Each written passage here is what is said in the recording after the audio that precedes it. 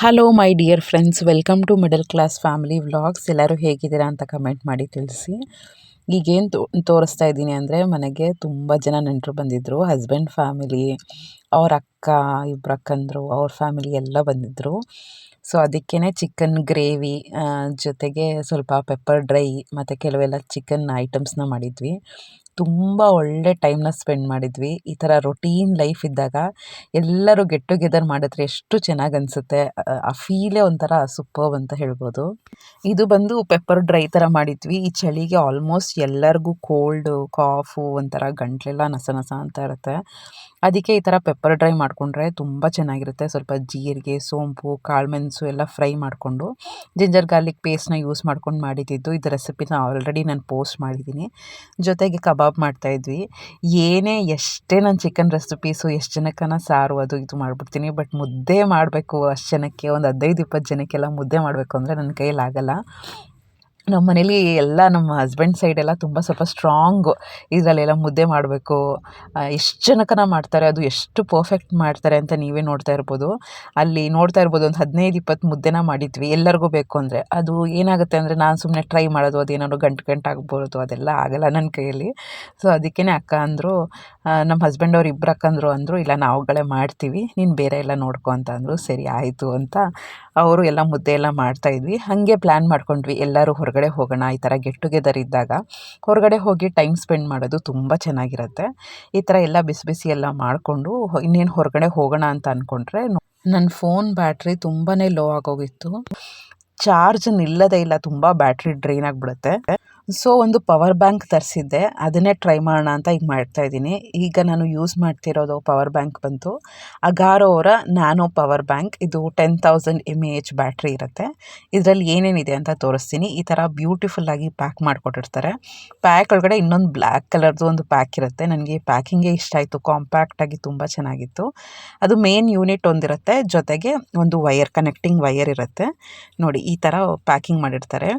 ಎಷ್ಟು ಕಾಂಪ್ಯಾಕ್ಟ್ ಅಂದರೆ, ನಮಗೆ ಲೇಡೀಸ್ಗೆಲ್ಲ ಹೆಂಗೆ ಅಂದರೆ, ಸುಮ್ಮನೆ ಚಿಕ್ಕದಾಗಿ ಏನಾದರೂ ಇರಬೇಕು ಬ್ಯಾಟ್ರಿ ಎಲ್ಲ ಚಾರ್ಜ್ ಮಾಡ್ಕೊಳ್ಳೋಕ್ಕೆ ಅಂತ, ಆ ಥರ ಇರುತ್ತೆ. ಎಷ್ಟು ಚಿಕ್ಕದಾಗಿ ಕ್ಯೂಟಾಗಿತ್ತು ಗೊತ್ತಾ, ನನಗೆ ಅದೇ ಇಷ್ಟ ಆಗೋಯಿತು. ಚಾರ್ಜ್ ಮಾಡೋಕ್ಕೆ ಅಂತ ಈ ಥರ ಒಂದು ಯೂನಿಟ್ ಇರುತ್ತೆ, ಜೊತೆಗೆ ಒಂದು ಕನೆಕ್ಟಿಂಗ್ ವೈಯರ್ಸ್. ಇದು ಟೈಪ್ ಸಿ ಅವ್ರ ಕನೆಕ್ಟಿಂಗ್ ವೈಯರ್ಸ್ ಇರುತ್ತೆ. ಎಲ್ಲದರ ಜೊತೆ ಒಂದು ಮ್ಯಾನ್ಯುಯಲ್ ಕೂಡ ಕೊಟ್ಟಿರ್ತಾರೆ. ಈ ಅಗಾರೋ ನ್ಯಾನೋ ಪವರ್ ಬ್ಯಾಂಕ್ ಬಂದು ಹೈ ಪವರ್ಡ್ ಪವರ್ ಬ್ಯಾಂಕ್, ಅಂದರೆ ಕಾಂಪ್ಯಾಕ್ಟಾಗಿದ್ದರೂ ಕೂಡ ತುಂಬ ಪವರ್ಫುಲ್ ಪವರ್ ಬ್ಯಾಂಕ್ ಅಂತಲೇ ಹೇಳ್ಬೋದು. 10,000 mAh high capacity lithium ion battery ಆಗಿರೋದ್ರಿಂದ ಇದರಲ್ಲಿ ನಮಗೆ ಲಾಂಗ್ ಲಾಸ್ಟಿಂಗ್ ಬ್ಯಾಕಪ್ ಇರುತ್ತೆ. 22.5 ವ್ಯಾಟ್ಸ್ ಫಾಸ್ಟ್ ಚಾರ್ಜಿಂಗ್ ಇರೋದ್ರಿಂದ ಸ್ಮಾರ್ಟ್ ಫೋನ್ಸ್ಗೆ, ಇಯರ್ಬಡ್ಸ್ಗೆ, ಸ್ಮಾರ್ಟ್ ವಾಚಸ್ಗೆಲ್ಲ ಬೇಗನೆ ಚಾರ್ಜ್ ಆಗೋಗುತ್ತೆ. ಇದರಲ್ಲಿ ಡ್ಯೂಯಲ್ ಔಟ್ಪುಟ್ ಪೋರ್ಟ್ಸ್ ಇರುತ್ತೆ, ಟೈಪ್ ಎ ಮತ್ತು type C. At a time 2 ಡಿವೈಸಸ್ನ ಚಾರ್ಜ್ ಮಾಡ್ಕೋಬೋದು ನಾವು. USB-C ಇನ್ಪುಟ್ ಮತ್ತು ಔಟ್ಪುಟ್ ಇದ್ದರೆ, ನೀವು ಒಂದೇ ಒಂದು ಕೇಬಲ್ ಇದ್ದರೆ ಸಾಕು, ಡಿವೈಸ್ನ ಕೂಡ ಅಂದರೆ ಮೊಬೈಲ್ನ ಕೂಡ ಚಾರ್ಜ್ ಮಾಡ್ಕೋಬೋದು, ಜೊತೆಗೆ ಪವರ್ ಬ್ಯಾಂಕ್ನು ಕೂಡ ಚಾರ್ಜ್ ಮಾಡ್ಕೋಬೋದು. ಈಗ ನಾನು ನನ್ನ ಮೊಬೈಲ್ಗೆ ಕನೆಕ್ಟ್ ಮಾಡಿ ತೋರಿಸ್ತಾ ಇದ್ದೀನಿ. ಫ್ರೆಂಡ್ಸ್, ಯೂಶ್ವಲಿ ಎಲ್ಲರದ್ದು ಸಿ ಟೈಪ್ ಚಾರ್ಜಿಂಗೇ ಇರುತ್ತೆ. ಈಗಂತೂ ಆಲ್ಮೋಸ್ಟ್ 80% ಜನದ್ದು ಸಿ ಟೈಪ್ ಇರುತ್ತೆ. ಬಟ್ ನಂದು ಸ್ವಲ್ಪ old mobile B type charging ಇತ್ತು. ಅದಕ್ಕೇ ಈ ಥರ ಅಡಾಪ್ಟರ್ ಯೂಸ್ ಮಾಡ್ತಾ ಇದ್ದೀನಿ. ಟೈಪ್ ಸಿಯಿಂದ ಟೈಪ್ ಬಿ ಕನ್ವರ್ಟ್ ಮಾಡೋ ಅಡಾಪ್ಟರ್ ಇದು. ಅದನ್ನು ಕನೆಕ್ಟ್ ಮಾಡಿಕೊಂಡ್ರೆ ಸಾಕು. ಬಟ್ ನಿಮ್ಮದು ಸಿ ಟೈಪ್ ಚಾರ್ಜರು ಅಂದರೆ ಈ ಥರ ಕನೆಕ್ಟರ್ ಏನು ಬೇಕಾಗಲ್ಲ. ಇದನ್ನು ನಾನು ಅಗಾರೋ ಪವರ್ ಬ್ಯಾಂಕ್ ಏನಿತ್ತಲ್ಲ, ನ್ಯಾನೋ ಪವರ್ ಬ್ಯಾಂಕ್, ಅದಕ್ಕೆ ಕನೆಕ್ಟ್ ಮಾಡಿಕೊಂಡು ನೆಕ್ಸ್ಟ್ ಎಂಡನ್ನ ನನ್ನ ಮೊಬೈಲ್ಗೆ ಕನೆಕ್ಟ್ ಮಾಡ್ಕೊತಾ ಇದ್ದೀನಿ. ಇದಂತೂ ನಿಜವಾಗ್ಲೂ ಎಮರ್ಜೆನ್ಸಿಗೆ, ಕಾಲೇಜ್ಗೆ ಏನಾದ್ರು ಹೋಗೋಬೇಕು, ಆಮೇಲೆ ಈ ಥರ ಏನಾದರೂ ಟ್ರಾವೆಲ್ ಮಾಡಬೇಕು ಅಂದರೆ, ನಂದಂತೂ ಬ್ಯಾಟ್ರಿ ಡ್ರೈನ್ ಆಗ್ತಾನೆ ಇರುತ್ತೆ. ಇದಂತೂ ನಿಜವಾಗ್ಲೂ ಯೂಸ್ಫುಲ್ ಅಂತ ಅನಿಸ್ತು. ನೋಡಿ, ಆರಾಮಾಗಿ ಚಾರ್ಜ್ ಆಗ್ತಾ ಇದೆ. ಮನೆಯಲ್ಲೇ ಇರಬೇಕು, ಚಾರ್ಜ್ ಮಾಡ್ಕೊಂಡಾದ್ಮೇಲೆ ಹೊರಗಡೆ ಹೋಗಬೇಕು, ಆ ಥರ ಎಲ್ಲ ಏನೂ ಇಲ್ಲ. ನೀವು ಇದನ್ನು ಯಾವುದಕ್ಕನ್ನ ಚಾರ್ಜ್ ಮಾಡ್ಕೋಬೋದು. ಫೋನ್ಸ್ಗೆ, ಟ್ಯಾಬ್ಲೆಟ್ಸ್ಗೆ, ಇಯರ್ಬಡ್ಸ್ ಇರುತ್ತಲ್ಲ ಅದಕ್ಕೆ ಚಾರ್ಜ್ ಮಾಡ್ಕೋಬೋದು, ಮತ್ತು smart ವಾಚ್ಗೆ.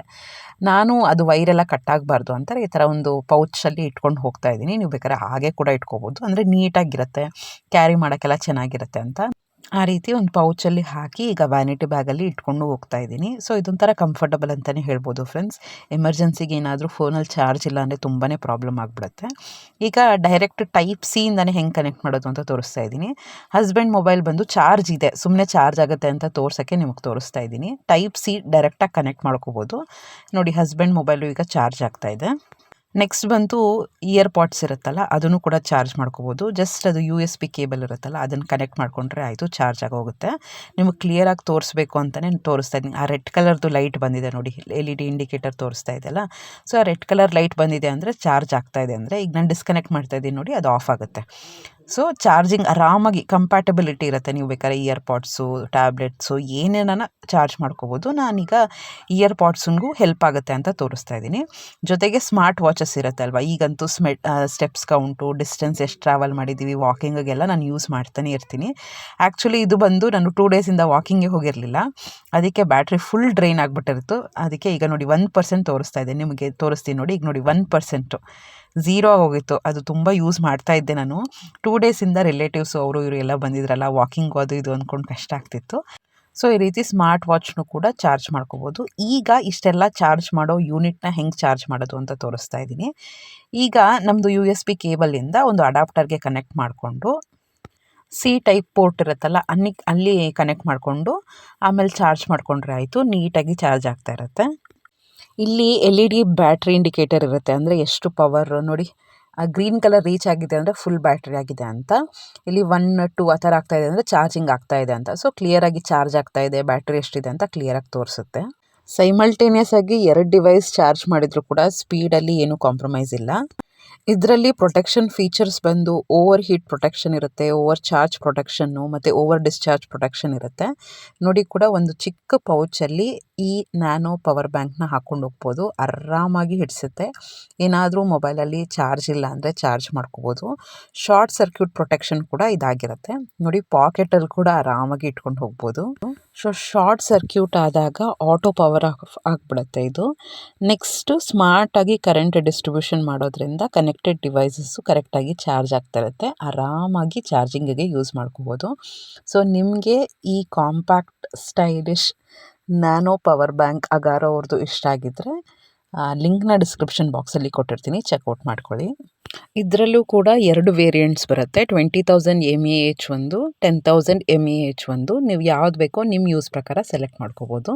So next charging problem solve ಆಯಿತು ಅಂತ ಕಾರಲ್ಲಿ ಹೋಗಿ ಕೂರೋಣ ಅನ್ನೋಷ್ಟೊತ್ತಿಗೆ ಕಾರೆಲ್ಲ ಸಿಕ್ಕಾಪಟ್ಟೆ ಗಲೀಜಾಗೋಗಿತ್ತು.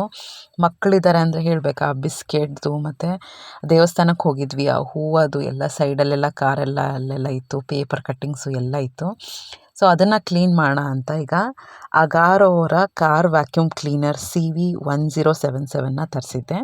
ಅದರಲ್ಲಿ ಏನೇನು ಅಟ್ಯಾಚ್ಮೆಂಟ್ಸ್ ಇದೆ ಅಂತ ತೋರಿಸ್ತಾ ಇದ್ದೀನಿ ನೋಡಿ.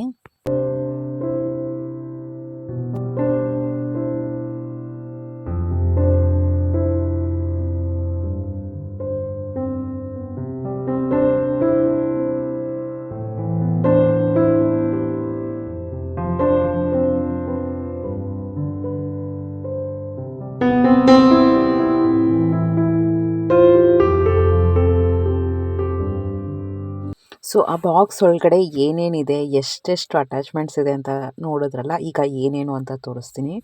ಫಸ್ಟ್ ಇದು ಬಂದು ಮೇನ್ ಯೂನಿಟ್ಟು, ಎಷ್ಟು ಸ್ಟೈಲಿಶ್ ಆಗಿದೆ ಅಂತ ನೋಡ್ಬೋದು. ಸೊ ಇದು ಬಂದು ಲೈಟ್ ವೇಟ್ ಆಗಿರೋದ್ರಿಂದ ಸ್ವಲ್ಪ ಈಸಿಯಾಗಿ ಯೂಸ್ ಮಾಡ್ಕೋಬೋದು ಅಂತ ಹೇಳ್ಬೋದು. ಫ್ರೆಂಡ್ಸ್, ಇದ್ರ ಜೊತೆಗೆ ಏನು ಗೊತ್ತಾ, ಒಂದು ಪವರ್ ಕಾರ್ಡ್, ಆ ವೈರ್ ಥರ ಇದೆಯಲ್ಲ, ಅದು ಬಂದು 4.5 ಮೀಟರ್ಸ್ ಇರುತ್ತೆ, ಅಂದರೆ ಹತ್ತಿರ 14.7 ಫೀಟ್ ಅಷ್ಟು ಲೆಂತ್ ಇರುತ್ತೆ. ಏನಾದರೂ ದೂರ ಸ್ವಲ್ಪ ರೇರ್ ಎಂಡಲ್ಲಿ ಬಾಕ್ಲ ಹತ್ರ, ಕಾರ್ ಡೋರ್ ಹತ್ರ ಎಲ್ಲ ಕ್ಲೀನ್ ಮಾಡ್ಕೋಬೇಕು ಅಂದರೆ ಮಾಡ್ಕೋಬೋದು. ಇದು ಬಂದು ಫ್ಲೆಕ್ಸಿಬಲ್ ಹಾಸ್ ಪೈಪ್ ಅಂತ ಹೇಳ್ತಾರೆ, ಮುಂದೆ ತೋರಿಸ್ತೀನಿ ಇದನ್ನೆಲ್ಲ ಯೂಸ್ ಮಾಡಿಕೊಂಡು ಹೇಗೆ ಕ್ಲೀನಿಂಗ್ ಮಾಡೋದು ಅಂತ. ಇದು ಬಂದು ಕ್ರೆವೆಸ್ ನಾಸಲ್ ಅಂತ, ಇದೂ ಅಷ್ಟೇ ಕಾರ್ನರ್ಸಲ್ಲಿ ಕ್ಲೀನ್ ಮಾಡೋಕ್ಕೆಲ್ಲ ತುಂಬ ಹೆಲ್ಪ್ ಆಗುತ್ತೆ. ಇದು ಬಂದು ಮಲ್ಟಿಪರ್ಪಸ್ ಬ್ರಷ್, ಏನಾದರೂ ಕ್ರಿವೆಸಸ್ ಇದ್ದರೆ, ಏನಾದರೂ ಸಂದಿ ಬಂದಿಲೆಲ್ಲ ಕ್ಲೀನ್ ಮಾಡೋಕ್ಕೆ. ಇದು ಒಂದು ಫಿಲ್ಟರ್ನ, ಸ್ಟೀಲ್ ಫಿಲ್ಟರ್ ಇರುತ್ತೆ ಅದರೊಳಗಡೆ, ಅದನ್ನು ಕ್ಲೀನ್ ಮಾಡೋಕ್ಕೆ ಈ ಥರ ಬ್ರಷ್ ಕೊಟ್ಟಿರ್ತಾರೆ. ಸೊ ಇಷ್ಟು components, main unit, flexible hose pipe, crevice nozzle, multipurpose brush, power cord ಮತ್ತು ಒಂದು ಇದ್ರ ಜೊತೆಗೆ ಎಲ್ಲ ಒಟ್ಟಿಗೆ ನೀಟಾಗಿ ಇಟ್ಕೊಳ್ಳೋಕ್ಕೆ ಒಂದು ಕ್ಯಾರಿ ಬ್ಯಾಗ್ ಜೊತೆ ಈ ರೀತಿ ಮ್ಯಾನ್ಯಲ್ ನೀಟಾಗಿ ಎಲ್ಲ ಡಿಸ್ಕ್ರಿಪ್ಷನ್ ಕೊಟ್ಟಿರ್ತಾರೆ, ಹೆಂಗೆ ಯೂಸ್ ಮಾಡ್ಕೋಬೇಕು ಎಲ್ಲ ಅಂತ ಒಂದು ಯೂಸರ್ ಮ್ಯಾನ್ಯಲ್ ಕೂಡ ಕೊಟ್ಟಿರ್ತಾರೆ.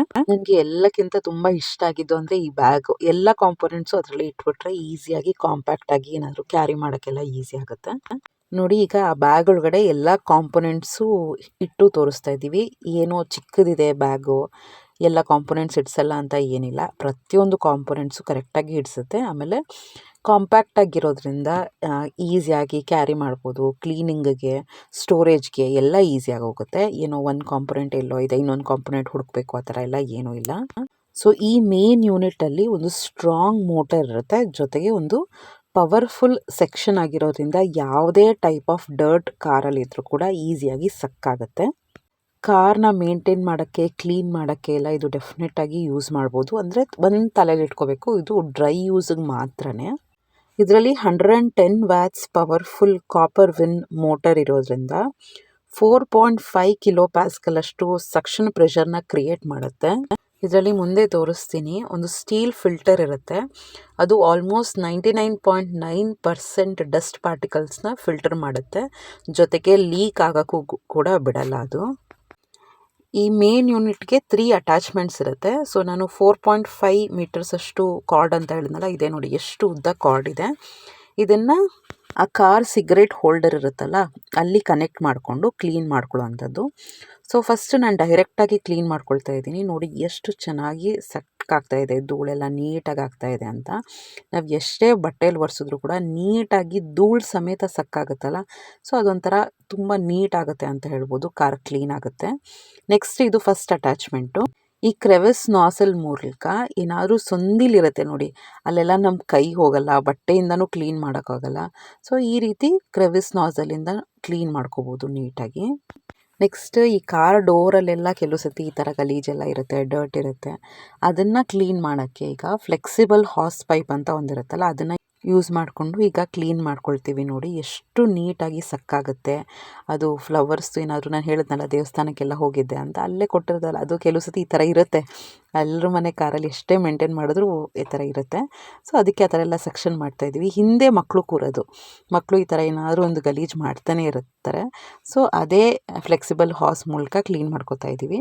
ಥರ್ಡ್ ಅಟ್ಯಾಚ್ಮೆಂಟ್ ಬಂದು ಮಲ್ಟಿಪರ್ಪಸ್ ಬ್ರಷ್ಷು. ಈ ಥರ ಸಂದಿಲಿ ಎಲ್ಲ ಈ ಥರ ಡಿಸೈನ್ ಎಲ್ಲ ಇದ್ದಾಗ ಕ್ಲೀನ್ ಮಾಡ್ಕೊಳ್ಳೋದು ತುಂಬ ಕಷ್ಟ, ಅಲ್ಲೆಲ್ಲ ಧೂಳು ಕುತ್ಕೊಂಡಿರೋದೆಲ್ಲ ಇರುತ್ತೆ. ಈ ರೀತಿ ಆರಾಮಾಗಿ ಕ್ಲೀನ್ ಮಾಡ್ಕೋಬೋದು. ಸೊ ಇದೆಲ್ಲ ಡಸ್ಟೆಲ್ಲ ಕಲೆಕ್ಟ್ ಮಾಡಾದ್ಮೇಲೆ ಈ ಥರ ಓಪನ್ ಆದರೆ ಆಯಿತು. ನೋಡಿ ಡಸ್ಟ್ ಲೀಕ್ ಆಗಲ್ಲ, ಒಳಗಡೆ ಕರೆಕ್ಟಾಗಿ ಫಿಟ್ ಆಗಿರುತ್ತೆ. ಈ ರೀತಿ ಹೊರಗಡೆ ಬಂದಿರೋದು ಆ ಥರ ಎಲ್ಲ ಏನೂ ಆಗಲ್ಲ. ಇದೇ ಅದು ಸ್ಟೀಲ್ ಫಿಲ್ಟರ್ ಅಂತ ಹೇಳಿದ್ನಲ್ಲ, ಆಲ್ಮೋಸ್ಟ್ 99.9% ಅಷ್ಟು ಡಸ್ಟ್ ಪಾರ್ಟಿಕಲ್ಸ್ನ ಫಿಲ್ಟರ್ ಮಾಡಿರುತ್ತೆ. ಈ ಸ್ಟೀಲ್ ಫಿಲ್ಟರ್ಸ್ನ ಕ್ಲೀನ್ ಮಾಡ್ಕೊಳ್ಳೋದು ಕೂಡ ಈಸಿ. ಈ ರೀತಿ ಬ್ರಷ್ ಕೊಟ್ಟಿರ್ತಾರಲ್ವ, ಆ ರೀತಿ ಕ್ಲೀನ್ ಮಾಡ್ಕೊಂಡ್ರೆ ಆಯಿತು. ಎಷ್ಟು ಬೇಗ ನೀಟಾಗಿ ಹೋಗುತ್ತೆ ಅಂದರೆ, ನೀವೇನಾದ್ರು ವಾಶ್ ಮಾಡ್ತೀರಾ ಅಂದರೆ ಅದನ್ನು ಡ್ರೈ ಮಾಡಿ ರೀಯೂಸ್ ಮಾಡ್ಕೋಬೇಕು, ಈ ಕಸನ ಬಿಸಾಕಿದ್ರೆ ಆಯಿತು. ಸೊ ನಿಮಗೂ ಏನಾದರೂ ಕಾರ್ ಮೇಂಟೈನ್ ಮಾಡ್ಕೊಳ್ಳೋಕ್ಕೆ ಈ ರೀತಿ ಅಗಾರೋ ಅವರ ಕಾರ್ ವ್ಯಾಕ್ಯೂಮ್ ಕ್ಲೀನರ್ ಪರ್ಚೇಸ್ ಮಾಡಬೇಕು ಅಂತ ಇಂಟ್ರೆಸ್ಟ್ ಇದ್ದರೆ ಲಿಂಕ್ನ ಡಿಸ್ಕ್ರಿಪ್ಷನ್ ಬಾಕ್ಸಲ್ಲಿ ಕೊಟ್ಟಿರ್ತೀನಿ, ಚೆಕ್ಔಟ್ ಮಾಡ್ಕೋಬೋದು. ಸೊ ಇವತ್ತಿನ ವ್ಲಾಗಲ್ಲಿ ಹ್ಯಾಪಿ ಹೌಸ್ ವೈಫ್ ಆಗಿರಬೇಕು, ಹ್ಯಾಪಿ ಮದರ್ ಆಗಿರಬೇಕು, ಹ್ಯಾಪಿ ವರ್ಕಿಂಗ್ ವುಮೆನ್ ಆಗಿರಬೇಕು ಅಂದರೆ 3 ಸಿಂಪಲ್ ಸೂತ್ರಾಸ್ ಏನೇನು ಅಂತ ಹೇಳ್ತಾ ಹೋಗ್ತೀನಿ. ಜೊತೆಗೆ ಸುಮಾರು ಜನ ಲಾಸ್ಟ್ ವೀಡಿಯೋದಲ್ಲಿ ಕೇಳಿದ್ದು ಅವರೆಕಾಳು ಉಪ್ಪಿಟ್ಟು ತೋರಿಸ್ಲೇ ಇಲ್ಲ ಅಂತ, ಅದು ವೀಡಿಯೋ ಲೆಂತ್ ಆಗೋಯ್ತು ಅಂತ ಅಲ್ಲಿಗೆ ಶಾರ್ಟ್ ಮಾಡಿಬಿಟ್ಟೆ. ನಾರ್ಮಲ್ ಉಪ್ಪಿಟ್ಟು ಥರನೇ ಪ್ರೊಸೀಜರ್ನ ಡೀಟೇಲಾಗಿ ತೋರಿಸಿದ್ದೀನಿ.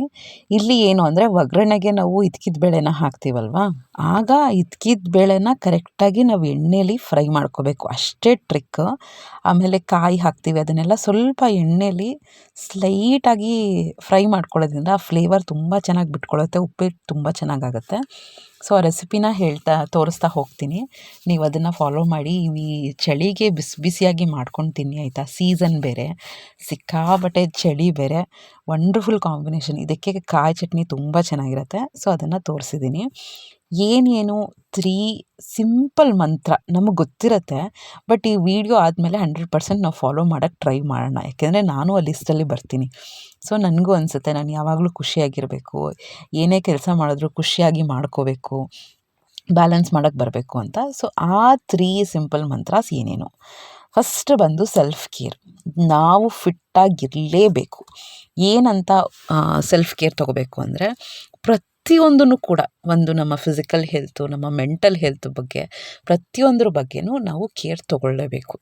ನಮ್ಮ ಎಮೋಷ್ನಲ್ ಕೋಎಫಿಷಿಯಂಟ್ ಯಾವ ರೀತಿ ಇದೆ, ನಾವು ತುಂಬ ಅಳ್ತಾ ಇದ್ದೀವಾ ಅಥವಾ ತುಂಬ ಎಮೋಷ್ನಲ್ ಆಗ್ತಾ ಇದ್ದೀವಾ, ನನ್ನ ಫಿಸಿಕಲ್ ಹೆಲ್ತ್ ಹೇಗಿದೆ, ನಾನು ವಾಕಿಂಗಿಗೆ ಟೈಮ್ ಕೊಡ್ತಾ ಇದ್ದೀನಾ, ಜಾಗಿಂಗಿಗೆ ಟೈಮ್ ಕೊಡ್ತಾ ಇದ್ದೀನಾ, ಎಕ್ಸಸೈಸ್ ಮಾಡ್ತಾ ಇದ್ದೀನಾ, ಅಥವಾ ಏನೋ ಮನೆಯಲ್ಲಿ ಬಿಟ್ಟಿರೋದೆಲ್ಲ ತಿನ್ಕೊಂಡಿದ್ದೀನಾ, ತಣ್ಣಗೆ ತಿನ್ಕೊಂಡಿದ್ದೀನಾ, ಈ ರೀತಿ ಸೆಲ್ಫ್ ಕೇರ್ ಬಗ್ಗೆ ಥಿಂಕ್ ಮಾಡ್ಕೋಬೇಕಾಗತ್ತೆ. ಅಂದರೆ ಈಗ ಒಂದು 24 ಅವರ್ಸಲ್ಲಿ ಒಂದು 8 ಅವರ್ಸ್ ತೆಗ್ದಾಕಿ ಮಲ್ಕೋತೀರಾ ಅಂತ, ಒಂದು 16 ಅವರ್ಸಲ್ಲಿ 1.5 ಅವರ್ ನಮಗೆ ಅಂತ, ನಮ್ಮ ಬಾಡಿಗೆ ಅಂತ ನಾವು ಟೈಮ್ ಸ್ಪೆಂಡ್ ಮಾಡಿದ್ರೆ ಡೆಫಿನೆಟ್ಲಿ ನಮ್ಮ ಬಾಡಿ ನಮ್ಮ ಲೈಫಿಗೆ ಸಪೋರ್ಟ್ ಮಾಡುತ್ತೆ. ನಾವು ಬೇರೆಯವ್ರನ್ನ ಇಷ್ಟಪಡ್ತೀವಿ ಅಂದರೆ ನಾವು ಕರೆಕ್ಟಾಗಿ ಫಿಟ್ ಇರಬೇಕಲ್ವ. ನಾವು ಬೇರೆಯವ್ರನ್ನ ಇಷ್ಟಪಡ್ತೀವಿ ಅಂದರೆ ಅವ್ರ ಮೇಲೆ ತುಂಬ ಡಿಪೆಂಡ್ ಆಗಬಾರ್ದಲ್ವ. ನಾವೇನೋ ಕಾಯಿಲೆ ಬರ್ಸ್ಕೊಂಡು ಅವ್ರ ಮೇಲೆ ಡಿಪೆಂಡ್ ಆಗಿ ಅವ್ರಿಗೆ ತೊಂದರೆ ಕೊಟ್ಕೊಂಡು, ಕೆಲವರೆಲ್ಲ ಏನು ಹೇಳೋದು ಅಂದರೆ ಸುಮಾರು ಜನ ಇದು ನಿಸ್ವಾರ್ಥವಾಗಿ ನಾವು ಅವ್ರಿಗೆ ಮಾಡ್ತಾ ಇರೋದು, ಅವ್ರಿಗೆ ಚೆನ್ನಾಗಿ ನೋಡ್ಕೋಬೇಕು ಅಂತ ನಾವು ಮಾಡ್ತಾ ಇರೋದು ಅಂತ. ಅದರಲ್ಲಿ ಏನೂ ತಪ್ಪಿಲ್ಲ. ಬೇರೆಯವ್ರನ್ನ ನೋಡ್ಕೋಬೇಕು, ಫ್ಯಾಮಿಲಿ ಮೆಂಬರ್ಸ್ನ ತುಂಬ ಚೆನ್ನಾಗಿ ನೋಡ್ಕೋಬೇಕು. ನನಗನ್ಸಿರೋ ಪ್ರಕಾರ ಎಷ್ಟು ಜನ ನಂಬಿದ್ರು, ಒಪ್ಪದೇ ಇದ್ದರೂ ಕೂಡ ನಾವು heart of the house wives, heart of the house. ನಾವೇ ಹುಷಾರಿಲ್ಲ ಅಂತ ಒಂದಿನ ಮಲ್ಕೊಂಡ್ರೆ, ನಮಗೆ ಮೂಡ್ ಔಟ್ ಆಯಿತು, ನಮಗೆ ಕೆಲಸ ಮಾಡೋಕ್ಕೆ ಬೇಜಾರು, ಈ ಥರ ಒಂದು ದಿನ ನಾವು ಮಲ್ಕೊಂಡ್ರೆ, ಒಂದಿನ ಅಲ್ಲ, ಕೆಲವು ಸತಿ ಒಂದು ಹೊತ್ತು ಕೆಲಸ ಮಾಡಿಲ್ಲ ಅಂದರೂ ಮನೆ ಛಿದ್ರ ನೋಡೋಕ್ಕಾಗಲ್ಲ, ಆ ಲೆವೆಲ್ಗಿರುತ್ತೆ ಆಯಿತಾ. ಏನೇ ಗಂಡಸರು ಮಾಡಿದ್ರು, ಎಷ್ಟೇ ಮಕ್ಕಳು ಮಾಡಿದ್ರು ಕೂಡ ನಮ್ಮ ಗೈಡೆನ್ಸ್ ಅನ್ನೋದು ಡೆಫಿನೆಟ್ಲಿ ಇರಬೇಕು. ಯಾಕೆಂದರೆ ಎಲ್ಲ ನಮ್ಮ ಕಂಟ್ರೋಲಿರುತ್ತೆ. ಎಸ್ಪೆಷಲಿ ಕಿಚನ್ನು, ಎಲ್ಲೆಲ್ಲಿ ಏನೇನಿದೆ, ಯಾವ ರೀತಿ ಮೇಂಟೈನ್ ಮಾಡ್ಕೋಬೇಕು, ಮನೆ ಯಾವ ರೀತಿ ಮೇಂಟೈನ್ ಮಾಡಬೇಕು, ಬಟ್ಟೆ, ಪಾತ್ರೆಗಳು, ಗ್ರಾಸರೀಸು, ಪ್ರತಿಯೊಂದು ನಾನು ಸುಮ್ಮನೆ ಅಬ್ಸರ್ವ್ ಮಾಡ್ತಾ ಇದ್ದೆ. ಎಷ್ಟು ಮಾಡ್ತೀವಲ್ವ ನಾವು ಅಂತ ಅನಿಸ್ತಾ ಇತ್ತು. ಸೆಲ್ಫ್ ಅಪ್ರಿಸಿಯೇಷನ್ ಎಷ್ಟು ಇಂಪಾರ್ಟೆಂಟ್ ಆಗುತ್ತಪ್ಪ. ಬೇರೆಯವ್ರು ಯಾರೂ ಅಪ್ರಿಸಿಯೇಷನ್ ಮಾಡೋದು ಬೇಡ. ಕೆಲವು ಸತಿ ನಾವು ಹೊರಗಡೆನೂ ಹೋಗಿ ಅಷ್ಟು ಪ್ರೆಷರ್ ತೊಗೋತಾ ಇರ್ತೀವಿ, ಅಲ್ಲೆಲ್ಲ ಟ್ಯಾಕಲ್ ಮಾಡ್ತಾ ಇರ್ತೀವಿ. ಅಲ್ಲಿ ಎಷ್ಟೋ ವೆರೈಟೀಸ್ ಜನಗಳಿರ್ತಾರೆ, ಅವ್ರ ಮೆಂಟಾಲಿಟಿ ಒಂಥರ ಇರುತ್ತೆ, ಅದನ್ನೆಲ್ಲ ಟ್ಯಾಕಲ್ ಮಾಡ್ತಾ ಇರ್ತೀವಿ. ಮನೆಗೆ ಬಂದು ಮತ್ತೆ ಬ್ಯಾಲೆನ್ಸ್ ಮಾಡ್ತೀವಿ. ಮನೇಲೂ ಕೆಲವು ಸತಿ ಅಪ್ಸ್ ಆ್ಯಂಡ್ ಡೌನ್ಸ್ ಆಗ್ತಿರುತ್ತೆ. ಮಕ್ಕಳನ್ನ ಓದಿಸ್ತೀವಿ, ಈ ರೀತಿ ಎಕ್ಸ್ಟ್ರಾ ಯೂಟ್ಯೂಬ್ ಅದು ಇದು ಸ್ಟಾರ್ಟ್ ಮಾಡ್ಕೊಂಡ್ರೆ ಅದು ಮಾಡ್ಕೋತಾ ಇರ್ತೀವಿ. ಆಮೇಲೆ ಸೆಲ್ಫ್ ಕೇರ್ ತೊಗೋಬೇಕಾಗುತ್ತೆ. ನಾವು ಕೆಲವು ಸತಿ ಈ ಥರ ಟೀಚಿಂಗ್ ಪ್ರೊಫೆಷನಲ್ಲಿರಿದ್ರೆ ಆದರೂ ಮನೇಲೂ ಓದ್ಕೋಬೇಕು, ಮಕ್ಕಳಿಗೂ ಎಕ್ಸಾಮ್ಗೆ ಓದಿಸ್ಬೇಕು, ಅಡುಗೆ ಮಾಡ್ತಾ ಇರಬೇಕು, ಮನೇಲಿ ಕ್ಲೀನ್ ಮಾಡ್ತಾ ಇರಬೇಕು. ನಾನು ಕೆಲವು ಸತಿ ಕೂತ್ಕೊಂಡು ಯೋಚನೆ ಮಾಡೋದು, ಏನಪ್ಪ ಇಷ್ಟೊಂದೆಲ್ಲ ಮಾಡ್ತಾ ಇರ್ತೀವಿ, ಎಲ್ಲಿದೆ ರೆಸ್ಟು ಅಂತ ಅನಿಸ್ತಾ ಇರುತ್ತೆ. ಕೆಲವು ಸತಿ ನಾವೇ ಏನಕ್ಕೆ ಮಾಡಬೇಕು ಅನಿಸುತ್ತೆ. ಜೆನ್ಯೂನಾಗಿ ನಿಮ್ಮ ಜೊತೆ ಫೀಲಿಂಗ್ಸ್ ಶೇರ್ ಮಾಡ್ಕೊಳ್ಳೋದು ಯಾವಾಗಲೂ ಅನಿಸಲ್ಲ. ಕೆಲವು ಸತಿ ನಾನೇ ಏನಕ್ಕೆ ಮಾಡಬೇಕು, ಏನಕ್ಕೆ ಇಷ್ಟು ಸುಸ್ತಾಗುತ್ತೆ ನನಗೆ, ನಾನು ಏನಕ್ಕೆ ಸುಸ್ತು ಮಾಡ್ಕೋಬೇಕು ಅಂತ ಅನಿಸುತ್ತೆ. ಬಟ್ ನೆಕ್ಸ್ಟ್ ಮೂಮೆಂಟೇ ಅನಿಸುತ್ತೆ, ಅಪ್ಪ ದೇವ್ರು ನನ್ನನ್ನು ಇಷ್ಟು ಬ್ಯುಸಿಯಾಗಿ ಇಟ್ಟಿದ್ದಾನಲ್ಲ, ಅದಕ್ಕೆ ಖುಷಿ ಪಡಬೇಕು ಅಂತ. ಕೆಲವು ಸತಿ ಕೆಲವು ವರ್ಷಗಳ ಹಿಂದೆ ನನಗೆ ಅಷ್ಟು ತಲೆಯಲ್ಲೂ 108 ಯೋಚನೆಗಳು, ಎಷ್ಟು ಖಾಲಿಯಾಗಿದೆ ಅಂದರೆ ಏನಿರುತ್ತೆ, ಮನೆ ಕೆಲಸ ಇನ್ನು 2 ಅವರ್ ಮುಗ್ದೋಗುತ್ತೆ, ಇಡೀ ದಿನ ಅಷ್ಟು ಅವು ಇವು ಚಿಕ್ಕ ವಿಷಯನ ದೊಡ್ಡದು ಮಾಡಿಕೊಂಡು ಬೇಜಾರು ಮಾಡ್ಕೊಂಡು ಕೂತ್ಕೋತಾ ಇದ್ದೆ. ಆಮೇಲೆ ಅನಿಸ್ತು, ದೇವ್ರು ಇಷ್ಟು ಬ್ಯುಸಿ ಲೈಫ್ ಕೊಟ್ಟಿದ್ದಾರಲ್ಲ, ಎಲ್ರಿಗಿಂತ ಕೆಪಾಸಿಟಿ ನಮ್ಮ ಲೇಡೀಸಲ್ಲಿ ಜಾಸ್ತಿ ಕೊಟ್ಟಿದ್ದಾರೆ. ಯಾಕೆಂದರೆ ನಾವು ಜಾಸ್ತಿ ಬ್ಯಾಲೆನ್ಸ್ ಮಾಡ್ಕೊಂಡು ಹೋಗ್ತೀವಿ. ಎಮೋಷ್ನಲ್ ಕೋಎಫಿಷಿಯಂಟ್ ಅಂತೀವಿ, ಎಷ್ಟೇ ಯಾರೇ ಏನು ಅಂದರೂ ಕೂಡ ಹೆಂಗಸರು ತುಂಬ ಎಮೋಷ್ನಲಿ ವೀಕು, ತುಂಬ ಸ್ಟ್ರಾಂಗ್. ಆ್ಯಕ್ಚುಲಿ ನಾವು ಎಷ್ಟು ಕಂಟ್ರೋಲ್ ಮಾಡಿಕೊಂಡು ರಾತ್ರಿ ಏನೇ ಮನಸ್ಸಲ್ಲಿ ಬೇಜಾರಿದ್ರು ಕೂಡ ಬೆಳಗ್ಗೆ ಎದ್ದು ಕಿಚನಲ್ಲಿ ತಿಂಡಿ ಮಾಡ್ತಾ ಇರ್ತೀವಿ, ಮನೆ ಕ್ಲೀನ್ ಮಾಡ್ತಾ ಇರ್ತೀವಿ, ಮಕ್ಳಿಗೆ ಓದಿಸ್ತೀವಿ, ಮಕ್ಳಿಗೆ ರೆಡಿ ಮಾಡ್ತೀವಿ. ಇದೆಲ್ಲ ಸ್ಟ್ರಾಂಗ್ ಮೆಂಟಾಲಿಟಿ ಇದ್ರೇ ಬರೋದು. ಸೊ ಸೆಲ್ಫ್ ಕೇರ್ ಅನ್ನೋದು ತುಂಬ ಇಂಪಾರ್ಟೆಂಟು. ಸೆಕೆಂಡ್ ಬಂದು ಬ್ಯಾಲೆನ್ಸಿಂಗು. ನಾವು ಈಗ ಆಲ್ಮೋಸ್ಟ್ ಎಷ್ಟೊಂದು ಜನ ವರ್ಕಿಂಗ್ ವುಮೆನ್ನೇ ಇರ್ತೀವಿ ಆಯಿತಾ. ಮನೇಲಿದ್ದರೂ ಕೂಡ ಮಕ್ಳಿಗೆ ಓದಿಸ್ತಾ ಇರ್ತೀವಿ, ಮನೆ ಕ್ಲೀನ್ ಮಾಡ್ತಾ ಇರ್ತೀವಿ, ಅಡುಗೆ ಮಾಡ್ತಿರ್ತೀವಿ. ಸೊ ಮಲ್ಟಿ ಟಾಸ್ಕಿಂಗ್ ಅನ್ನೋದು ಇರುತ್ತೆ. ಪ್ರತಿಯೊಂದರಲ್ಲೂ ಬ್ಯಾಲೆನ್ಸಿಂಗ್ ಅನ್ನೋದು ಇಂಪಾರ್ಟೆಂಟು. ಕೆಲವು ಸತಿ ನನಗೆ ಸ್ಟ್ರೆಸ್ ಔಟ್ ಆದಾಗ ನಾನು ಅಂದ್ಕೊಳ್ಳೋದು ಅಷ್ಟೇ, ಇಲ್ಲ ಬ್ಯಾಲೆನ್ಸ್ ಮಾಡಬೇಕು. ಕೆಲವು ಸತಿ ಯೂಟ್ಯೂಬ್ ಮಾಡೋಕ್ಕೆ ಆಗಲ್ಲ ಅಷ್ಟು, ಏಕೆಂದರೆ 3-4 ಅವರ್ಸು ಎಡಿಟಿಂಗ್ ಮಾಡಬೇಕು, ವೀಡಿಯೋ ಶೂಟ್ ಮಾಡಬೇಕು, ವಾಯ್ಸ್ ಓವರ್ ಕೊಡಬೇಕು ಅಂತ. ಕೆಲವು ಸತಿ 2-3 ದಿನ ವೀಡಿಯೋನೇ ಹಾಕಿರಲ್ಲ, ಯಾಕೆಂದರೆ ಬೇರೆ ಕಡೆ ನನಗೆ ಬ್ಯುಸಿಯಾಗಿರ್ತೀನಿ ಅಂತ. ಆಗ ಅನ್ಸೋದು, ಇಲ್ಲ ಸ್ವಲ್ಪ ಬ್ಯಾಲೆನ್ಸಿಂಗ್ ಮಾಡಬೇಕು ಅಂತ. ಸೊ ಡೆಫಿನೆಟ್ಲಿ ಪ್ರಿಯಾರಿಟಿ ಅನ್ನೋದು ಇದ್ದೇ ಇರುತ್ತೆ. ಅದ್ರ ಪ್ರಕಾರನೇ ನಾವು ಕೆಲಸ ಮಾಡ್ಕೋಬೇಕು. ಎಲ್ಲ ಮಾಡ್ಕೋತೀವಿ, ಎಲ್ಲ ನಾವೇ ಮಾಡ್ತೀವಿ ಅಂತ ಮೈ ಮೇಲೆ ಹೇಳ್ಕೊಂಡು ಹೆಲ್ತ್ನ ಅಪ್ಸೆಟ್ ಮಾಡೋಕ್ಕಿಂತ ಸ್ವಲ್ಪ ಬ್ಯಾಲೆನ್ಸಿಂಗ್ ಸೆಕೆಂಡ್ ಇಂಪಾರ್ಟೆಂಟ್ ಸ್ಕಿಲ್ಲೇ ಅದು. ಬ್ಯಾಲೆನ್ಸಿಂಗ್ ಬರೋದೇ ಕಾಮ್ ಮೈಂಡಿಂದ. ನನ್ನ ಕೈಯಲ್ಲಿ ಆಗುತ್ತೆ. ಅಕೇಶ್ನಲಿ ಸ್ವಲ್ಪ ಬರ್ಸ್ಟ್ ಔಟ್ ಆಗೋದು, ಕೋಪ ಬರೋದು, ಸ್ವಲ್ಪ ಫ್ರಸ್ಟ್ರೇಟ್ ಆಗೋದು, ಅದೆಲ್ಲ ಆಗ್ತಾನೆ ಇರುತ್ತೆ. ಆಗಲ್ಲ ಅಂತ ಹೇಳೋಕ್ಕೆ ಸಾಧ್ಯನೇ ಇಲ್ಲ, ಆಗ್ತಾ ಇರುತ್ತೆ. ಸೊ ಅದನ್ನೆಲ್ಲ ಸ್ವಲ್ಪ ಎಮೋಷನ್ಸ್ನ ಕಂಟ್ರೋಲ್ ಮಾಡಿಕೊಂಡು ಹೋಗ್ತಾ ಇರೋದು ಇಂಪಾರ್ಟೆಂಟು. ಥರ್ಡ್ ಬೆಸ್ಟ್ ಇಂಪಾರ್ಟೆಂಟ್ ಮಂತ್ರ ಏನು ಅಂದರೆ, ಫೀಲಿಂಗ್ಸೇ ಇಟ್ಕೋಬೇಡಿ ಆಯಿತಾ. ನಾವು ಖುಷಿಯಾಗಿರಬೇಕು ಅಂದರೆ ಈಗ ಹೌಸ್ ವೈಫ್ ಆಗಿ ನಾವು ಖುಷಿಯಾಗಿರಬೇಕು ಅಂದರೆ ಯಾರಾದ್ರು ಬಂದು ಹೆಲ್ಪ್ ಮಾಡಲಿ ಅನ್ನೋ ಎಕ್ಸ್ಪೆಕ್ಟೇಷನ್ ಇಟ್ಕೋಬೇಡಿ, ಕೋಪ ಮಾಡ್ಕೋಬೇಡಿ, ಪೇಷನ್ಸಿಂದ ಇರಿ. ಆದಷ್ಟು ನ್ಯೂಟ್ರಲ್ ಮಂತ್ರ. ಇದನ್ನು ನೋಡಿ ಪಾಲಿಸೋದು ಆ್ಯಕ್ಚುಲಿ ಸ್ಟಾರ್ಟಿಂಗ್ ಕಷ್ಟ ಆಗುತ್ತೆ. ಬಟ್ ಹೋಗ್ತಾ ನೀವು ಅಭ್ಯಾಸ ಮಾಡ್ಕೊಳ್ಳಿ. ಯಾರಿಂದ ಏನು ಎಕ್ಸ್ಪೆಕ್ಟ್ ಮಾಡ್ಕೋಬೇಡಿ, ಯಾರನ್ನೂ ಜಾಸ್ತಿ ಇಷ್ಟಪಡಬೇಡಿ, ಯಾರನ್ನೂ ಜಾಸ್ತಿ ಇದು ಮಾಡ್ಕೋಬೇಡಿ. ಏನು ಗೊತ್ತಾ, ತುಂಬ ಮಾತಾಡಬೇಡಿ. ಯಾವಾಗ ನಾವು ಬ್ಯಾಲೆನ್ಸ್ ಮಾಡ್ಕೋತೀವಿ ತುಂಬ ಈಸಿ ಆ್ಯಕ್ಚುಲಿ ಲೈಫ್ನ ಲೀಡ್ ಮಾಡೋದು. ನಾವೇನು ಮಾಡ್ತೀವಿ, ಅಯ್ಯೋ ಯಾರೋ ಬಂದು ನಮ್ಗೆ ಹೆಲ್ಪ್ ಮಾಡಲಿ, ನಮ್ಮ ಕಷ್ಟನ ಯಾರಾನ ಹಂಚ್ಕೊಳ್ಳಿ, ಯಾರಾನ ಕೇಳಲಿ, ನೀನು ತಿಂದ್ಯಾ ಅಂತ ಕೇಳಲಿ ಅಂತ ಈಗೆಲ್ಲ ನಮ್ಮದು ಫೀಲಿಂಗ್ಸ್ ಇರುತ್ತೆ. ಅದು ತಪ್ಪಲ್ವೇ ಅಲ್ಲ, ಅದು ಮನುಷ್ಯತ್ವದಿಂದ ಅವ್ರು ಕೇಳಲೇಬೇಕು. ಬಟ್ ನಾವು ಅದನ್ನು ಎಕ್ಸ್ಪೆಕ್ಟ್ ಮಾಡಿದಾಗ ತುಂಬ ಬೇಜಾರಾಗ್ಬಿಡುತ್ತೆ. ನೆಕ್ಸ್ಟು ಲೈಫ್ನ ಲೀಡ್ ಮಾಡೋದು ತುಂಬ ಪ್ರಾಬ್ಲಮ್ ಆಗಿಬಿಡುತ್ತೆ. ಸೊ ಅದಕ್ಕೆ ಆದಷ್ಟು ನ್ಯೂಟ್ರಲ್ ಫೀಲಿಂಗ್ಸ್. ಏನು ನಾವು ಮೆಕ್ಯಾನಿಕಲ್ ಆಗಿ ಈಗ ನಾವು ಕೆಲ್ಸಕ್ಕೆ ಹೋಗ್ತೀವಿ, ನಾನು ಎಕ್ಸಾಂಪಲ್ ಹೇಳ್ತಾ ಇರೋದು. ನನಗೆ ಕೆಲವು ಸತಿ ಅನ್ಸೋದು, ಕೆಲ್ಸಕ್ಕೆ ಹೋದಾಗ ಅಲ್ಲಿ ವರ್ಕ್ ಪ್ಲೇಸಲ್ಲಿ ಯಾರೂ ನಮಗೆ ಸಿಂಪತಿ ತೋರಿಸ್ಲಿ ಅಂತ ನಾವು ಎಕ್ಸ್ಪೆಕ್ಟೇ ಮಾಡಲ್ಲ. ಏಕೆಂದರೆ ಅಲ್ಲಿ ನಾವು ಅಷ್ಟೇ ವರ್ಕರ್ಸ್ ಅಷ್ಟೇ. ಅಲ್ಲೇನೋ ಅವರು ಸಣ್ಣ ಪುಟ್ಟ ಹ್ಯುಮ್ಯಾನಿಟಿ ಇದ್ದೇ ಇರುತ್ತೆ, ಇಲ್ಲ ಅಂತಲ್ಲ. ಬಟ್ ಜಾಸ್ತಿ ಎಕ್ಸ್ಪೆಕ್ಟ್ ಮಾಡಿದ್ರೆ ಅಲ್ಲಿ ಕೂಡ ವರ್ಕ್ ಪ್ಲೇಸಲ್ಲಿ ಮರ್ಯಾದೆ ಇರಲ್ಲ. ಆಯಿತಾ, ನನಗೊಂದು ವಾರದಿಂದ ಜ್ವರ ಅಂತ ಒಂದು ವಾರ ಯಾರು ಕೂರಿಸ್ಕೊಂಡು ಇದು ಮಾಡಲ್ಲ. ಅಥವಾ ಒಂದಿನ ನನಗೆ ರೆಸ್ಟ್ ಬೇಕು, ನನಗೆ ಗಂಟ್ಲು ಸರಿ ಇಲ್ಲ ಅಂದರೆ ನನ್ನ ಕೊಲೀಗ್ಸ್ ಆಗಲಿ ಯಾರಾಗಲಿ ಹೆಲ್ಪ್ ಮಾಡೇ ಮಾಡ್ತಾರೆ. ಒಂದು ವಾರ ನನಗೆ ಹೆಲ್ಪ್ ಮಾಡಿಕೊಡಿ ಅಂದರೆ ಯಾರು ಮಾಡಿಕೊಡ್ತಾರೆ ಅಲ್ವಾ? ಅದನ್ನ ನಾವು ಎಕ್ಸ್ಪೆಕ್ಟು ಮಾಡಬಾರ್ದು. ಅದೇ ಥರ ಮನೇಲೂ ಆಗ್ಬಿಡಿ. ಆಯಿತಾ, ನಾವು ಏನು ಅನ್ಕೋತೀವಿ, ನಮ್ಮವರು ಅರ್ಥ ಮಾಡ್ಕೊಳ್ಳಿ ಅಂತ ಎಕ್ಸ್ಪೆಕ್ಟ್ ಮಾಡ್ತೀವಲ್ವ, ಆಗ ತುಂಬ ನೋವು ಜಾಸ್ತಿ ಆಗುತ್ತೆ. ನಮ್ಮ ಫೀಲಿಂಗ್ಸ್ನ ಆದಷ್ಟು ಝೀರೋ ಮಾಡಿಕೊಂಡಷ್ಟು ತುಂಬ ಚೆನ್ನಾಗಿರುತ್ತೆ. ಎಲ್ಲರ ಹತ್ರ ನ್ಯೂಟ್ರಲ್ ಆಗಿರಿ, ಎಲ್ಲರನ್ನೂ ಚೆನ್ನಾಗಿ ನೋಡ್ಕೊಳ್ಳಿ, ಖುಷಿಯಾಗಿರಿ. ಯಾರೋ ಬಂದು ಹೆಲ್ಪ್ ಮಾಡ್ತಾರೆ ಅಂತ ಫೀಲಿಂಗ್ಸ್ನ ಅರ್ಥ ಮಾಡ್ಕೋತಾರೆ, ಶೇರ್ ಮಾಡ್ಕೊಳ್ತಾರೆ, ನಮ್ಮ ಬರ್ಡನ್ನ ಶೇರ್ ಮಾಡ್ಕೊಳ್ತಾರೆ. ನಮ್ಮದೇನೋ ಒಂದು ಇನ್ನರ್ ಹೋರಾಟ ನಡೀತಾ ಇರುತ್ತೆ. ಏನೋ ಒಂದು ಸತಿ ಕೆಲವು ಸತಿ ವರ್ಕಿಂಗ್ ವುಮೆನ್ಸ್ ಗೊತ್ತು, ಮನೇಲಿರೋರ್ಗೆ ಇನ್ನೂ ಗೊತ್ತು. ಅದು ಆ್ಯಕ್ಚುಲಿ ಮನೇಲಿದ್ದರೆ ಇನ್ನೂ ಡೈವರ್ಷನ್ಸ್ ಕಡಿಮೆ. ಅಟ್ಲೀಸ್ಟ್ ನಾವು ಹೊರಗಡೆ ಹೋದರೆ 4 ಕಡೆ ತಿರುಗ್ತೀವಿ, 4 ಜನಗಳ ಜೊತೆ ಮಾತಾಡ್ತೀವಿ. ಆಗ ಏನು ಅಂದರೆ ಸ್ವಲ್ಪ ಡೈವರ್ಟ್ ಆಗಿಬಿಡುತ್ತೆ. ಮನೇಲಿ ಏನಾದರೂ ಅಪ್ಸ್ ಆ್ಯಂಡ್ ಡೌನ್ಸ್ ಆಗಿದ್ರು ಮರ್ತೋಗ್ಬಿಡ್ತೀವಿ, ತಲೆಯಲ್ಲಿ ಏನಾದರೂ ಬೇಜಾರಿದ್ರು ಮರ್ತೋಗ್ಬಿಡ್ತೀವಿ. ಬಟ್ ಮನೇಲೇ ಇದ್ದರೆ ಅದನ್ನೇ ಯೋಚನೆ ಮಾಡ್ತಾ ಇರ್ತೀವಿ. ಅದು ಇನ್ನೂ ಕಷ್ಟ. ಯಾಕೆಂದರೆ ನಾನು ಫೇಸ್ನ ನೋಡಿದ್ದೀನಿ ಕೆಲವು ವರ್ಷಗಳ ಹಿಂದೆ. ಸೊ ಆ ಥರ ಎರಡೂ ಫೇಸ್ ಗೊತ್ತು ನನಗೆ. ಈ ವರ್ಕಿಂಗೂ ಕಷ್ಟ, ಮನೇಲಿದ್ರೂ ಕಷ್ಟ. ಸೊ ಅದಕ್ಕೆ ನಾವು ಬ್ಯಾಲೆನ್ಸ್ ಆಗಿ ಖುಷಿಯಾಗಿರಬೇಕು ಅಂದರೆ ಆ ಫೀಲಿಂಗ್ಸ್ನ ಆದಷ್ಟು ಕಡಿಮೆ ಮಾಡಿ. ಸ್ಟೋನ್ ಹಾರ್ಟೆಡ್, ಕೋಲ್ಡ್ ಹಾರ್ಟೆಡ್ ಅಂತ ಹೇಳ್ತೀವಿ. ಅಂದರೆ ಏನಕ್ಕೂ ಫೀಲಿಂಗ್ಸೇ ಇಲ್ಲ. ಬರುತ್ತೆ, ಅಳು ಬರುತ್ತೆ. ಬರ್ತಾ ಅಳುನೇ ಕಂಟ್ರೋಲ್ ಮಾಡ್ಕೊಂಬಿಡಿ. ನನಗೆ ಅಳುನೇ, ಕೆಲವ್ರು ನೋಡಿದ್ದೀರಾ ಹೇಳೋದನ್ನು, ನಂಗೆ ಎಷ್ಟೇ ಆದರೂ ಅಳುನೇ ಬರಲ್ಲ, ಅಷ್ಟು ಕಲ್ಲು ಹೃದಯ. ಆ ಥರ ಇದ್ರೇ ಲೈಫ್ನ ಖುಷಿಯಾಗಿ ಬ್ಯಾಲೆನ್ಸ್ ಮಾಡ್ಕೊಳ್ಳೋಕೆ ಸಾಧ್ಯ. ಯಾರೂ ನಮಗೆ ಅಯ್ಯೋ ಅನ್ನೋದೇ ಇಲ್ಲ. ಆಯಿತಾ, ಆ ಥರ ಯಾರಾದರೂ ಅಂತಾರ, ಅದು ನಮ್ಮ ಬೋನಸ್ ಅಷ್ಟೇ. ಯಾರಾದರೂ ನಮ್ಗೆ ಹೆಲ್ಪ್ ಮಾಡಿಕೊಡ್ತಾರಾ, ಯಾರಾದರೂ ಅಯ್ಯೋ ನೀನು ಎಷ್ಟು ಕೆಲಸ ಮಾಡ್ತಿದ್ಯಾ, ಕುತ್ಕೊ ನೀನು ಅಂತ ಯಾರಾದರೂ ನೋಡ್ಕೋತಾರ, ಅದು ಬೋನಸ್ ಅಷ್ಟೇ. ಆಯಿತಾ, ಅದು ಯಾವಾಗಲೂ ಆ ಥರ ಥಿಂಕ್ ಮಾಡ್ಕೊಂಬಿಟ್ರೆ ಲೈಫಲ್ಲಿ ಖುಷಿಯಾಗಿರ್ಬೋದು. ಯಾರಾದರೂ ಏನಾದರೂ ಫೀಲಿಂಗ್ಸ್ ತೋರಿಸ್ಕೊಳ್ಳೋದು, ಮತ್ತು ಅದಕ್ಕೆ ರೆಸಿಪ್ರೊಕೇಟ್ ಮಾಡಲಿಲ್ಲ, ಎಕ್ಸ್ಪೆಕ್ಟೇಷನ್ಸ್ ಇರುತ್ತೆ, ಅದನ್ನು ಅವ್ರು ಫುಲ್ಫಿಲ್ ಮಾಡಿಲ್ಲ. ಈ ಮಕ್ಕಳಿಂದ, ಪಾರ್ಟ್ನರಿಂದ, ಇನ್ಲಾಸಿಂದ, ಪೇರೆಂಟ್ಸಿಂದ, ಫ್ಯಾಮಿಲಿ ಮೆಂಬರ್ಸಿಂದ, ರಿಲೇಟಿವ್ಸಿಂದ, ಯಾರಿಂದನೂ ಎಕ್ಸ್ಪೆಕ್ಟೇಷನ್ಸ್ ಬೇಡ. ಏನೋ ಒಳ್ಳೇದಾಗುತ್ತಾ, ಸರಿ ನಮ್ಮ ಮಾಡಿರೋ ಸ್ವಲ್ಪ ಒಳ್ಳೆ ಕಾರ್ಯಗಳಿಂದ ದೇವರೇನೋ ಹೆಲ್ಪ್ ಮಾಡ್ತಿದ್ದಾನೆ, ಬ್ಲೆಸ್ ಮಾಡ್ತಿದ್ದಾನೆ ಅಂದ್ಕೊಂಡು ಲೈಫಲ್ಲಿ ಖುಷಿಯಾಗಿರಿ ಅಂತ ಹೇಳ್ತಾ ನಾನು ಬ್ಲಾಗ್ನ ಇಲ್ಲಿಗೆ ಮುಗಿಸ್ತಾ ಇದ್ದೀನಿ. ನಿಜವಾಗ್ಲೂ ಆಯಿತಾ, ಈ ಅವರೆಕಾಳು ಉಪ್ಪಿಟ್ಟು ಕೆಲವು ಸತಿ ಸಿಂಪಲ್ ಅಡುಗೆಗಳೇ ಎಷ್ಟು ಚೆನ್ನಾಗಿರುತ್ತಪ್ಪ ಅನಿಸುತ್ತೆ. ಇದು ಬಂದು ನಾನು ಮಾಡಿದ್ದು ಸಂಡೇ.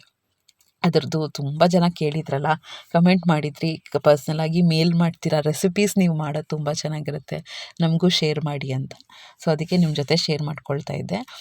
ಬಿಸಿಯಾಗಿ ಈ ರೀತಿ ಉಪ್ಪಿಟ್ಟು ಮಾಡಿಕೊಂಡು ಒಂದು ಪ್ಲೇಟಲ್ಲಿ ಹಾಕ್ಕೊಂಡು, ಚಟ್ನಿ ಹಾಕ್ಕೊಂಡು, ಬಿಸಿ ಫಿಲ್ಟರ್ ಕಾಫಿನ ಮಾಡಿಕೊಂಡು ಡೇನ ಎಂಜಾಯ್ ಮಾಡಿ. ಪ್ರತಿಯೊಂದು ಮೂಮೆಂಟ್ ನಿಮ್ಮ ಲೈಫಲ್ಲಿ, ನಿಮಗಿರೋದು ಒಂದೇ ಲೈಫು. ಪ್ರತಿಯೊಂದು ಕ್ಷಣವೂ ಬೇರೆಯವ್ರಿಗೋಸ್ಕರ ತ್ಯಾಗ ಮಾಡಬೇಕು ಅಂತ ಏನಿಲ್ಲ. ನಿಮ್ಗೆ ಏನಿಷ್ಟ ಚಿಕ್ಕ ಪುಟ್ಟ ಆಸೆಗಳನ್ನ ಫುಲ್ಫಿಲ್ ಮಾಡಿಕೊಂಡು ಲೈಫಲ್ಲಿ ಯಾವಾಗಲೂ ಖುಷಿಯಾಗಿರಿ ಅಂತ ಹೇಳ್ತಾ ವ್ಲಾಗ್ನ ಮುಗಿಸ್ತಾ ಇದ್ದೀನಿ. ಈ ಚಾನಲ್ ಏನಾದರೂ ಹೊಸದಾಗಿ ನೋಡ್ತಾ ಇದ್ದರೆ ಚಾನಲ್ನ ಸಬ್ಸ್ಕ್ರೈಬ್ ಮಾಡಿಕೊಂಡು ಲೈಕ್ ಮಾಡಿ, ಶೇರ್ ಮಾಡಿ, ಕಮೆಂಟ್ ಮಾಡಿ, ಜೊತೆಗೆ ಹೈ ಪಾಯಿಂಟ್ಸ್ ಕೊಡೋದನ್ನು ಮರಿಬೇಡಿ. Thank you.